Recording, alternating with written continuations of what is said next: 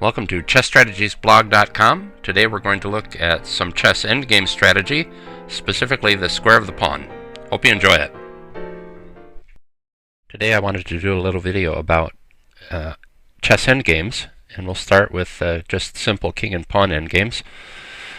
Here we have a position where it's black to move, and this pawn here at a4 is obviously going to try to get to a8 to promote to a queen, and this king wants to try to catch it.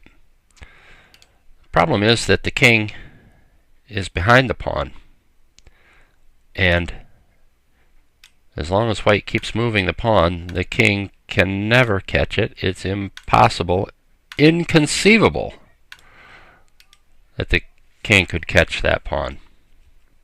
And yet, and the reason for that is that the pawn moves one space and the king moves one space. If the pawn is ahead of the king can never catch it. And yet I've seen players time and again think that, well, maybe my king will run a little faster somehow something will happen that I'll be able to catch that pawn. Well, you can't catch the pawn. How can you tell whether you can catch the pawn? There's a simple rule, and I'll show it to you right now. It's called the square of the pawn.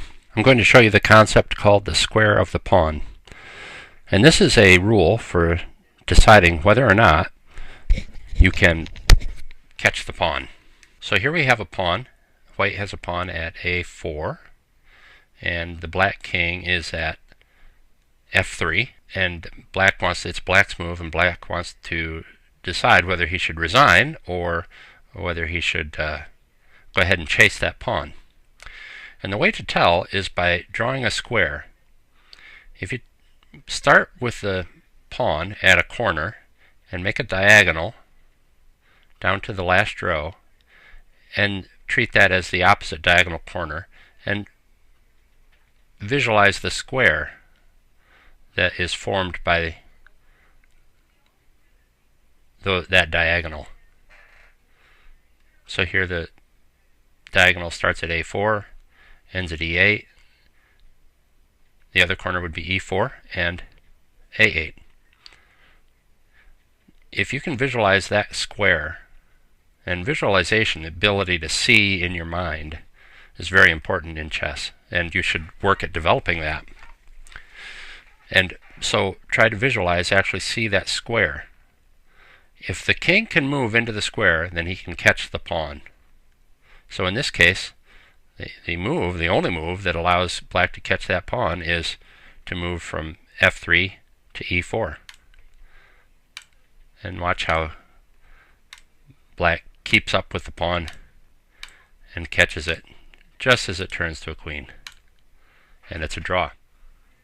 Now suppose that it were white's move. In that case, white moves his pawn to a5, and now the square has gotten smaller, you see. It is only 4 squares by 4 squares, and the king can't move into the square of the pawn.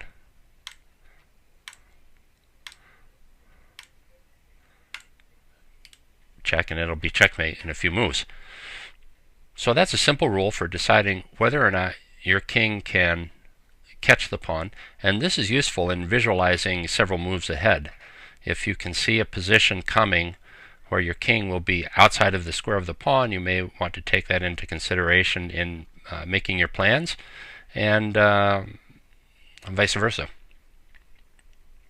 There is one thing you should keep in mind, and that is what happens if the pawn is still on its original square. And let's take a brief look at that. So let's take this case, and the pawn is at a2, and you see the square of the pawn would go from a2 to g8, and here to g2, and up to a8, a2 to a8, g8 to g2. That would be the square. But the problem is that the pawn can make a 2-step move on its first move. Black, seeing the square of the pawn ending at g8, thinks, well, I can get into the square of the pawn just by moving to g8. But white makes the 2-step move, and now the square has contracted by 2 squares, and black can't get into it. So that's all I've got for today on the square of the pawn. I hope you learned something from it. See you next time. If you're watching on YouTube, please subscribe to my YouTube videos, give the video a rating, and visit my chess blog, chessstrategiesblog.com. See you next time.